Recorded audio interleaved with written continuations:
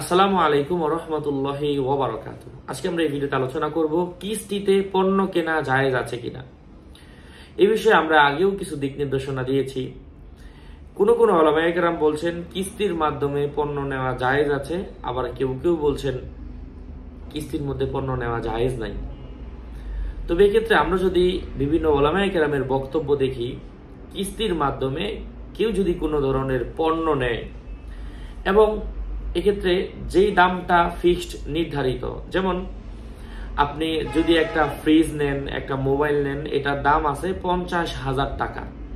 TV নিলেন, কোনো cookeries জাতীয় কোনো আইটেম নিলেন, ওয়াশিং মেশিন নিলেন, যাই হোক যেটাই নিলেন, ইলেকট্রিক যে কোনো পণ্য নিলেন, এটার দাম 50,000 টাকা। আপনি যদি নগদ নেন তো কোম্পানির পক্ষ থেকে আপনাকে কিছু ডিসকাউন্ট দিবে, এই ডিসকাউন্ট অনুযায়ী আপনি নেন।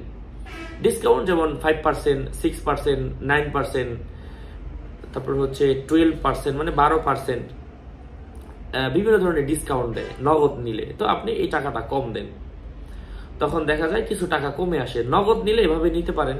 আর যদি কিস্তিতে কেউ নেয় এবং তাদের মূল্য নির্ধারণ থাকে যে 50,000, তো 50,000 টাকা পরবর্তীতে আপনি ভেঙে ভেঙে দেন, তো 50,000ই দিতে হবে।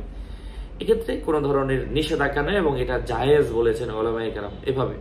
কিন্তু যদি আবার এমন বলে থাকেন যে আপনি 1 মাসের মধ্যে যদি পরিশোধ করেন 50,000, 2 মাসের মধ্যে পরিশোধ করলে এটার দাম বেড়ে হয়ে যাবে 55,000, 3 মাসের মধ্যে দিলে হয়ে যাবে 60,000, মানে সময় বাড়ালে আপনার টাকাও বাড়তে থাকবে। তো এক্ষেত্রে কোনো কোনো উলামায়ে কেরাম বলেছেন যে না, এটা আসলে উচিত না।